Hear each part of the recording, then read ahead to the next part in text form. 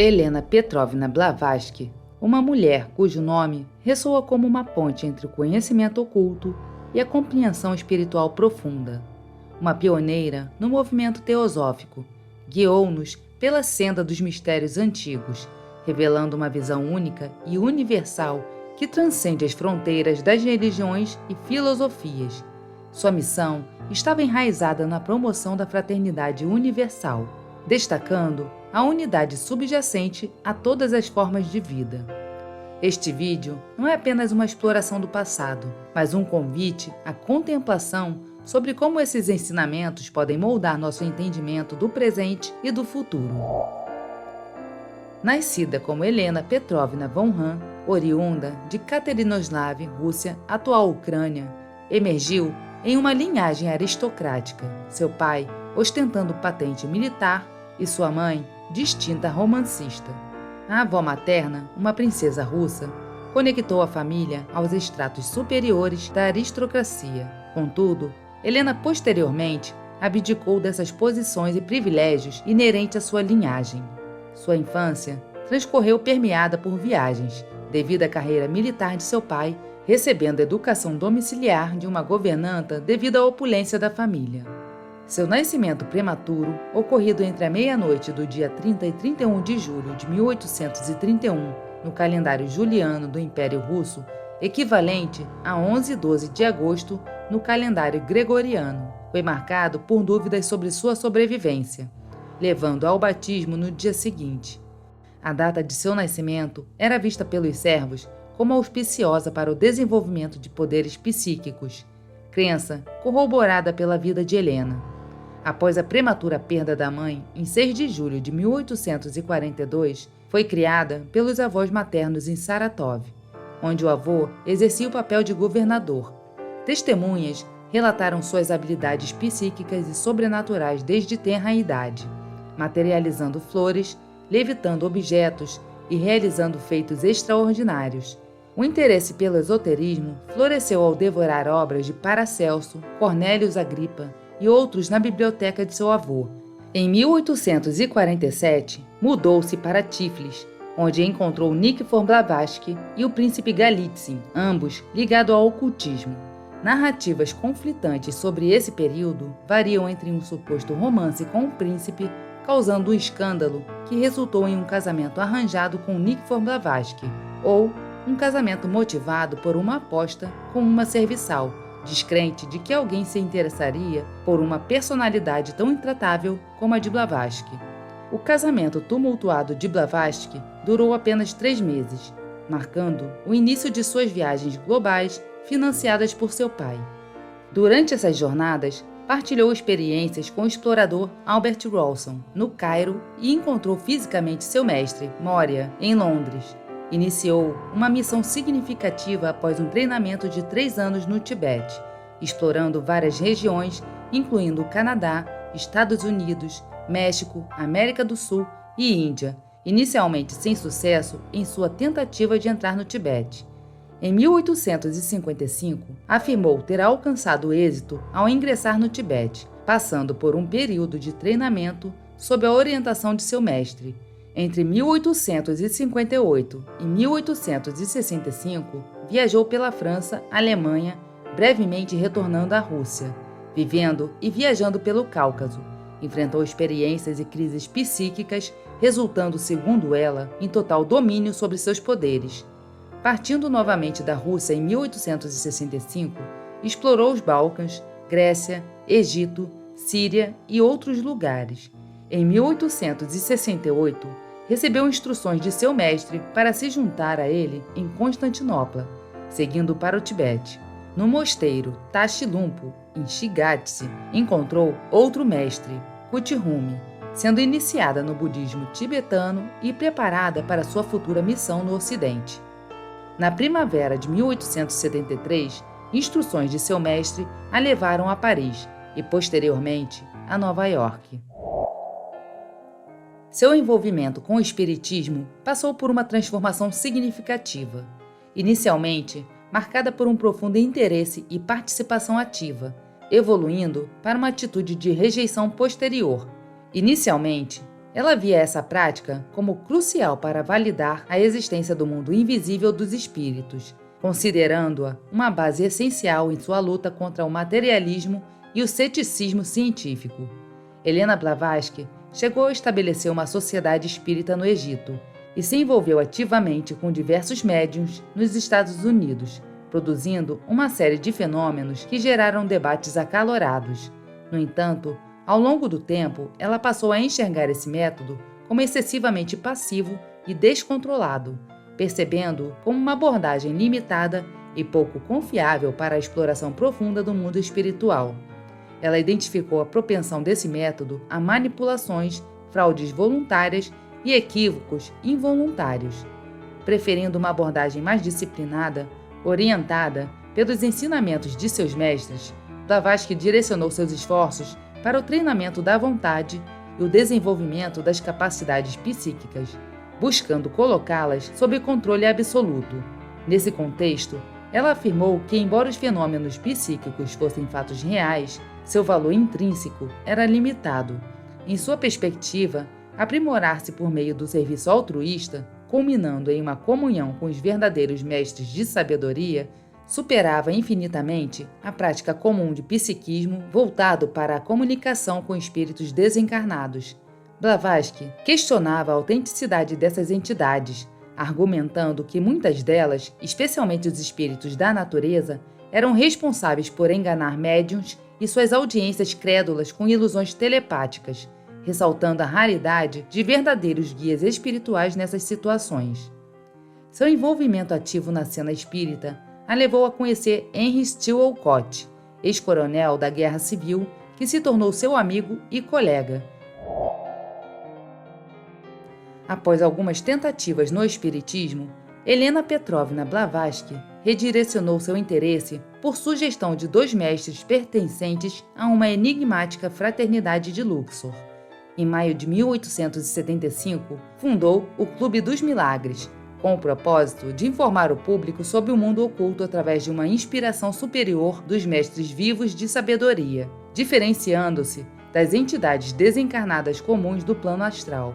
No entanto, o clube não alcançou sucesso. Paralelamente, contribuiu com artigos para o jornal, abordando temas esotéricos como filosofia hermética, cabala, magia, alquimia e rosacrucianismo. Nesses escritos, pela primeira vez, mencionou publicamente a existência de uma fraternidade oculta de adeptos ou Mahatmas. No mesmo ano, William Kwan Judith se uniu a Blavatsky e Olcott, e juntos iniciaram um salão público para discutir ocultismo. Durante um desses encontros, Olcott sugeriu a formação de uma sociedade para o estudo de temas relacionados, levando à fundação da Sociedade Teosófica em 17 de novembro de 1875. Nas reuniões iniciais, Olcott foi eleito presidente e Blavatsky secretária correspondente. Em meados desse período, Blavatsky escreveu a um amigo russo sobre o projeto da Sociedade Teosófica, destacando o intuito de realizar uma comparação experimental entre espiritismo e magia dos antigos, seguindo as instruções dos cabalistas antigos.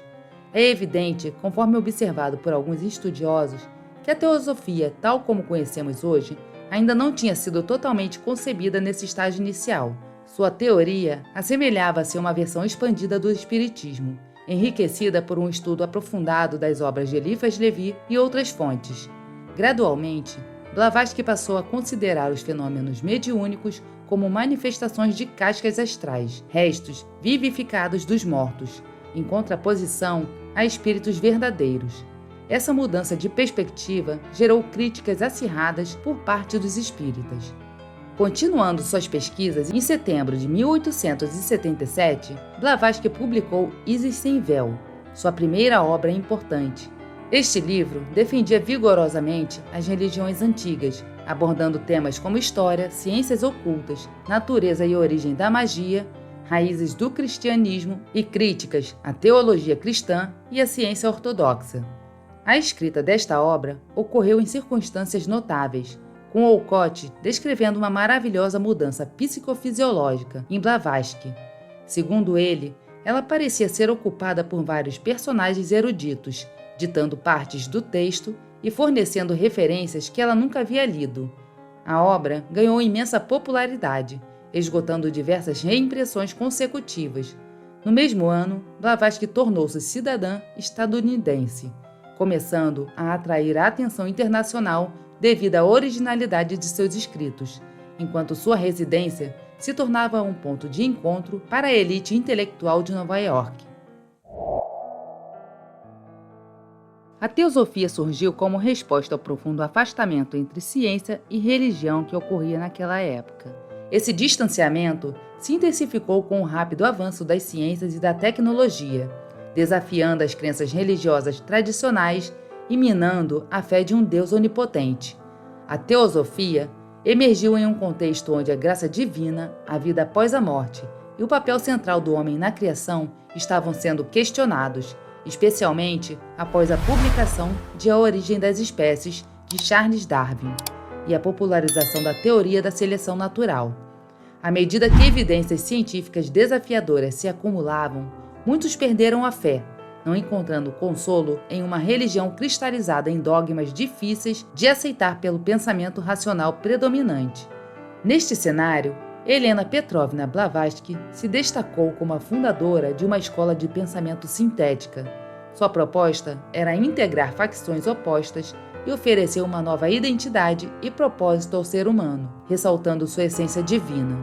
Blavatsky se apresentava como um instrumento para divulgar no Ocidente uma doutrina oriental milenar, que também existira no Ocidente, mas que estava perdida. Ela desempenhou o papel de mensageira, inteligente, porém sem pretensões de ser uma autora criativa. Sua originalidade residia na forma brilhante e erudita como apresentava compreensivelmente para o Ocidente uma doutrina exótica, desempenhando um papel significativo na história recente da religião e filosofia e na aproximação entre Oriente e Ocidente. Difundiu, entre outros conceitos, a concepção da unidade intrínseca de toda a vida, a presença de leis precisas que governam o universo, incluindo as leis do karma e do dharma, destacando a responsabilidade humana por suas ações. Enfatizou a perspectiva do aprimoramento pessoal com base nessas leis e nas potencialidades espirituais latentes no ser humano, considerado fundamentalmente divino e imortal. Esse aprimoramento ocorreria ao longo de sucessivas reencarnações, com a meta imediata sendo a transformação do ser humano em um super-homem personificado pelo mestre de sabedoria, ou Mahatma.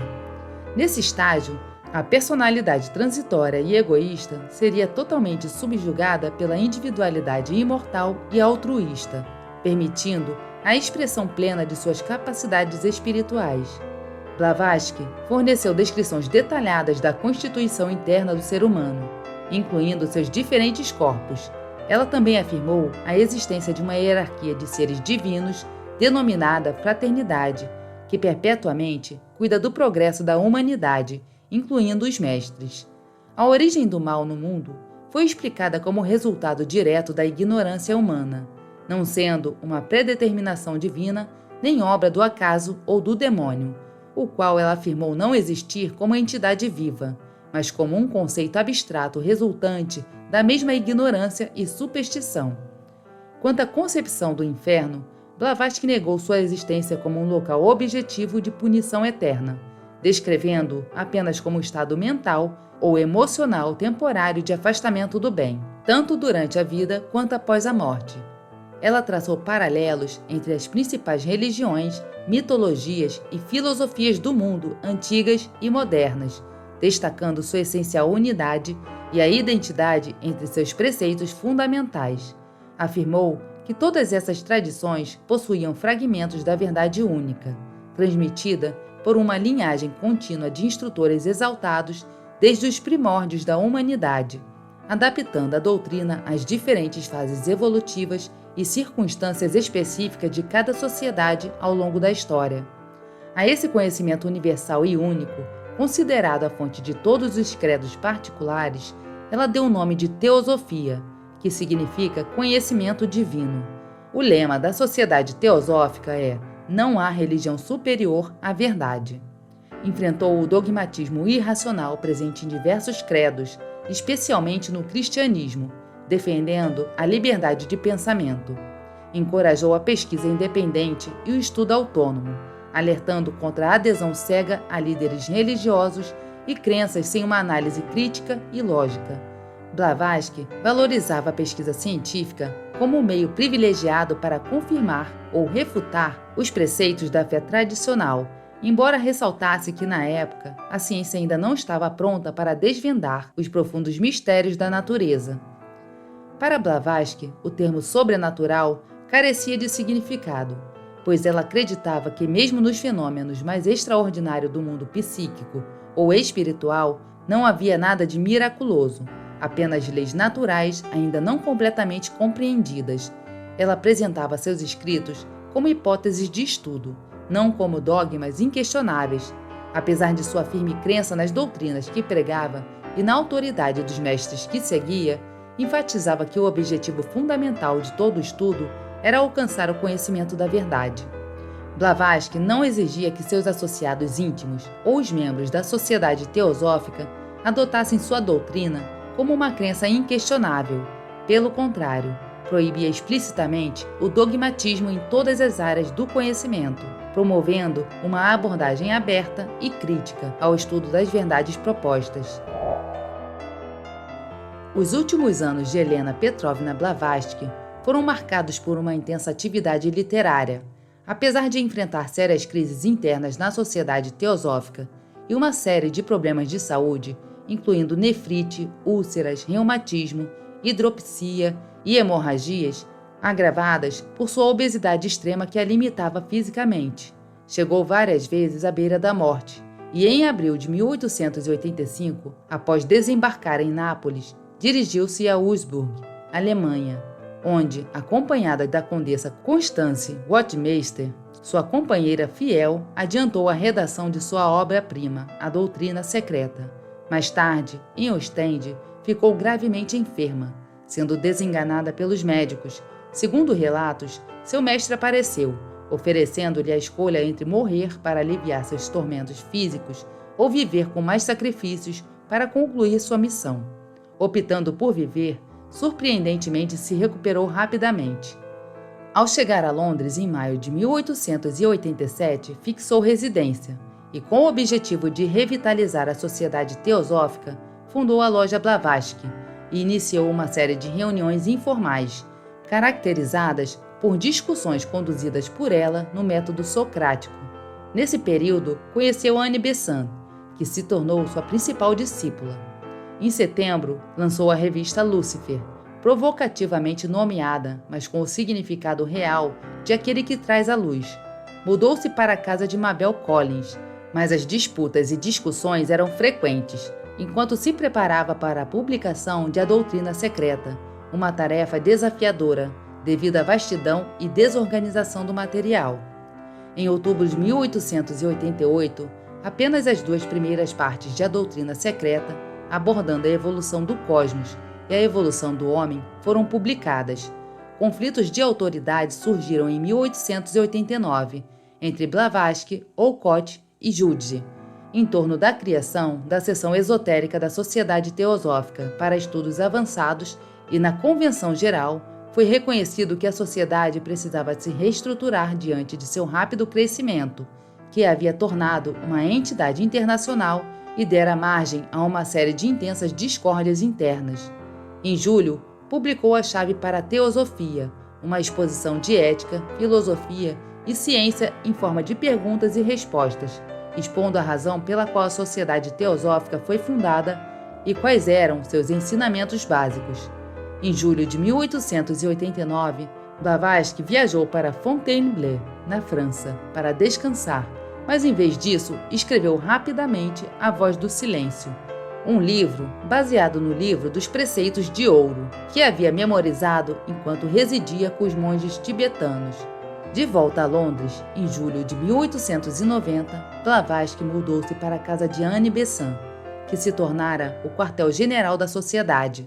Assumindo a direção geral da seção inglesa, continuou a escrever e liderar reuniões do grupo esotérico. Em fevereiro de 1891, irrompeu uma onda de pandemia de gripe em Londres, atingindo também Blavatsky. Seu quadro se agravou e, em 8 de maio, às 14h25, faleceu tranquilamente cercada de amigos. A causa-mortes foi uma combinação de nefrite e gripe. Suas últimas palavras foram um apelo para manter o elo intacto e não permitir que sua última encarnação fosse um fracasso. Seu corpo foi cremado e suas cinzas foram divididas entre a Europa, os Estados Unidos e a sede internacional da Sociedade Teosófica em Adyar, na Índia. Annie Besant assumiu a liderança da sociedade. Em seu testamento, Blavatsky pediu aos teósofos que celebrassem a data de seu falecimento como o Dia do Lótus Branco. Atendendo ao seu pedido, desde 1892, os membros da Sociedade Teosófica ao redor do mundo reúnem-se nesta data para homenageá-la. Helena Petrovna Blavatsky, uma exploradora destemida das fronteiras entre ciência, espiritualidade e mistérios antigos, transcendeu sua própria época. Sua vida, marcada por experiências extraordinárias e uma busca incansável por verdades universais, deu origem à teosofia. Esta não é apenas uma doutrina, é um convite para transcender dogmas, integrar saberes e explorar as profundezas da existência. Ao fundar a Sociedade Teosófica, Blavatsky construiu uma ponte entre tradições antigas e o mundo contemporâneo. Sua visão holística ecoa na interseção entre ciência e espiritualidade.